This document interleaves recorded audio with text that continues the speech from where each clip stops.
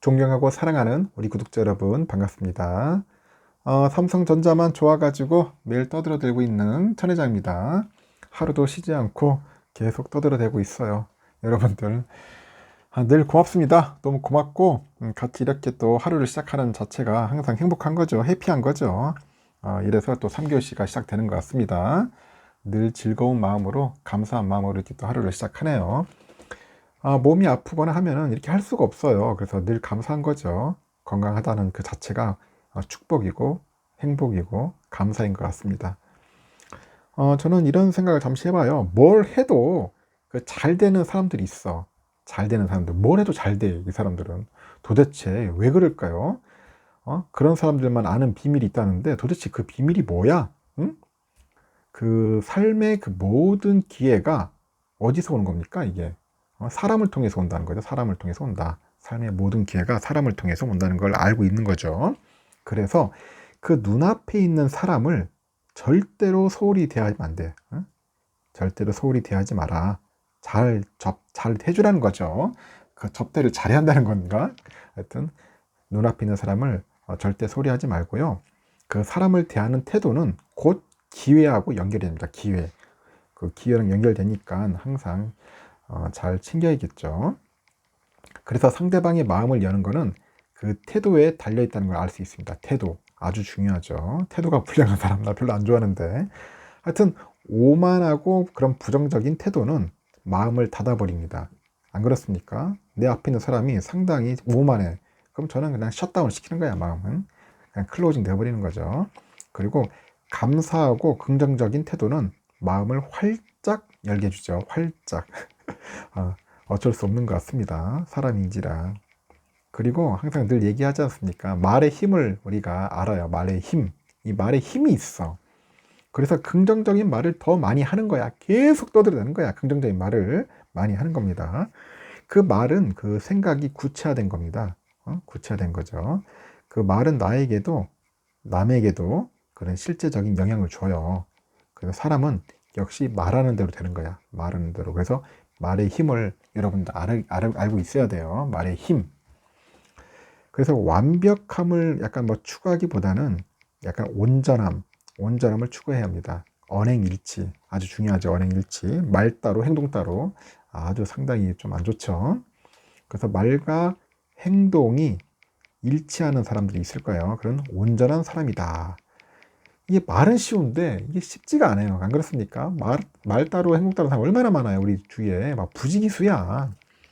본인도 예전에는 좀 그랬던 것 같아요. 말 따로 행동 따로. 하여튼 언행일치가 생각보다 굉장히 어렵다는 겁니다. 굉장히 어려워. 그래서 이제 이런 사람은 언제나 자기 자신을 먼저 돌아볼 줄 안다고 하죠. 자기 자신을 항상 체크하고 계속 이렇게 뭔가 훈련하는 것 같아요. 언행일치 하려고 상당히 부단히 노력하는 사람이라는 걸 알 수 있습니다. 그리고 타이밍에 맞게 적절한 행동을 과감히 취하는 거죠. 적절한 행동. 아무리 좋은 말이나 행동도 그 타이밍이 안 좋으면 소용이 없어. 그 타이밍이 중요한 거예요. 타이밍. 그 반대로 타이밍이 좋아도 용기가 없어가지고 행동으로 옮기지 못해도 아무 소용이 없더라. 아무 소용이 없더라. 그런 이야기도 하더라고요. 응? 결국은 뭐냐? 행동으로 옮기지 못하면 꽝이라는 거지. 행동. 아주 중요합니다. 그리고 바라기 전에 먼저 주는 거야. 먼저 주는 거다. 받는 것은 영향을 받는 것이고 주는 것은 영향을 주는 거겠죠. 맞습니다. 주는 사람이 리더야, 리더. 선물도 마찬가지야. 받는 것도 좋겠지만 주는 사람이 더 멋있는 겁니다. 더 멋진 리더가 되는 거예요. 그래서 저는 주는 사람 상당히 좋아합니다. 하여튼 주는 사람 고맙습니다. 하여튼 여러분들의 그 좋아요 아주 좋아합니다. 하여튼 그런 거예요. 학사 위에 석사 있죠. 그리고 석사 위에 박사 있고 박사 위에 뭐가 있어요? 밥사 있어. 밥사. 밥 사주는 사람이 최고라는 거예요. 늘 밥 사는 사람 아주 최고입니다. 그 밥 잘 사주는 우리 언니 오빠들 누나 엄청 좋아합니다. 누님들 밥 사주는 사람. 하여튼 박사 위에는 밥사다. 그 의지에 기대기보다는 먼저 주변의 환경을 바꾸고 세팅을 해야 합니다. 그래서 좋은 습관을 지속하기 위해서는 그 의지력에 기대는 건 한계가 있다는 걸 알죠. 한계가 있다. 그래서 할 수밖에 없는 그런 환경을 만드는 거야. 환경을 만든다. 환경이 아주 중요하죠. 환경 중요하다. 그래서 뭘 해도 잘 되는 사람들은 마치 그 온 세상 운이 그에게로 끌려온 것처럼 보일 수도 있어요. 하지만 그들은 모두에게 똑같이 주어진 그런 일상 속에서 기회를 그런 담을 수 있는 그릇을 먼저 준비한 거예요. 그릇을 먼저 준비했더라. 그들은 우연한 운을 기다리기보다는 준비된 기회를 추구하는 거야. 준비된 기회를 추구한다. 하여튼 여러분들 한번 꼭 실천했으면 좋겠고요. 지금 보면 미국의 금리 인상 충격 때문에 우리 국내 증시 대장주 삼성전자가 5만 전주로 속절없이 추락을 했는데 강달러야 강달러 지금. 그러다 보니까 셀코리아가 지속되고 있고 우리의 대형주 삼성이 계속 매도 타겟이 된 거예요. 매도 타겟. 하반기에 또 난리지 않습니까? 반도체 수요가 부진할 것이다. 그렇게 예상되니까 겨박제 현재 휩싸였다. 그래서 이에 더해서 그동안 삼성전자 주가를 받쳤던 개인들 역시 매수 열기가 식어요.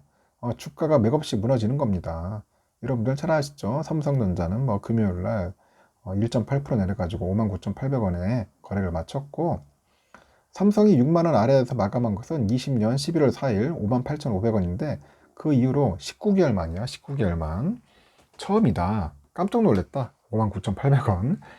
장 초반에는 뭐 2.46% 떨어져가지고 59,400원까지 밀렸잖아요. 7일부터 7거래일 연속 하락했어요. 삼성은 10일부터 15일까지 연속 나흘이죠. 나흘 연속 52주 신저가 계속 경신하고 있고, 올 1월 3일에 종가가 78,600원이었어요. 근데 그 기준 했을 때 그 469조였는데 2,200억 시총이, 지금 시총은 반년 만에 113조나 쪼그라들었다. 날라갔어. 113조가 사라진 겁니다. 그 삼성의 주가 하락을 주도한 것은 외국인인데, 외국인이 이날에 반 4,360억 쏟아냈고, 뭐 개인들 뭐 기관 하여튼 외국인의 매도 폭탄 받아냈는데요. 하여튼 개인들이 3,860억 샀죠. 외국인이 이달 들어서 삼성전자 주식을 단 하루도 빼놓지 않고 순매도하고 있어요. 아주 신났어. 매도한다고 지금 외국인들. 하여튼 2조 5,300억 정도를 팔아치웠으니까 뭐 아주 신나게 팔고 있습니다. 순매도 1등. 외국인들의 팔자가 이어지니까 삼성의 지분율도 2004년 이후 최저치를 기록했습니다. 전전시 1교시에 이야기했죠.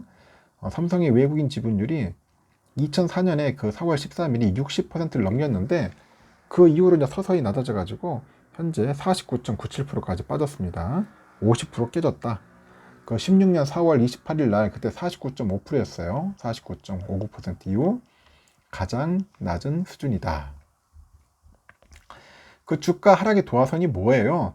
연방준비제도의 그 자이언트 스텝, 이거로 불거져 가지고 경기 침체 우려가 생겼고, 반도체 업황 불확실성 뭐 이런 것들 때문에 지금 하락으로 계속 이어지는 게 아닌가 보고 있고, 그 트렌드포스에서도 그러더라고. 최근 발표한 그 보고서 보니까 올해 3분기 디램가가 직전 분기 대비 최대 8% 정도 빠질 것 같다. 그리고 낸드 플래시는 한 최대 5% 정도 하락할 수 있을 것 같다. 그렇게 전망을 해요. 경기 침체 때문에 그 제품의 재고량이 늘고 있는데 모바일하고 PC 수요가 부진하다 보니까 가격이 떨어질 것 같다고 그렇게 전망을 하는 것 같습니다. 그리고 원자재 그 부품 가격 상승이 있고요. 물류비 증가 이런 것들이 또 이제 공급망 이슈. 여기에 삼성의 하여튼 겨박제가 작용하고 있는데, 뭐 부품 부족, 중국 봉쇄, 인플레이션, 공포 확산, 우크라이나 전쟁, 이게 해소될 기미가 보이지 않으니까 이런 복합 요인들이 시장을 압박을 하는 거죠.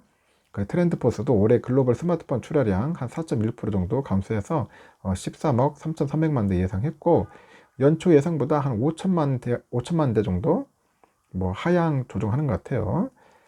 증권사들도 계속 목표 주가 때려 지금 내려놓고 있어요. 지금 계속 내리고 있고, 결국 투자 심리 위축에 한몫을 하는데, 뭐 유진투자증권 보니까 뭐 79,000원으로 낮추더라고. 보니까 79,000원. 내년 실적 전망치를 낮추더라고요. 또 점점 높아지는 금리는 결국 누적이 돼가지고 올해 후반기부터 세계 경제에 더욱 부담이 될 것 같다.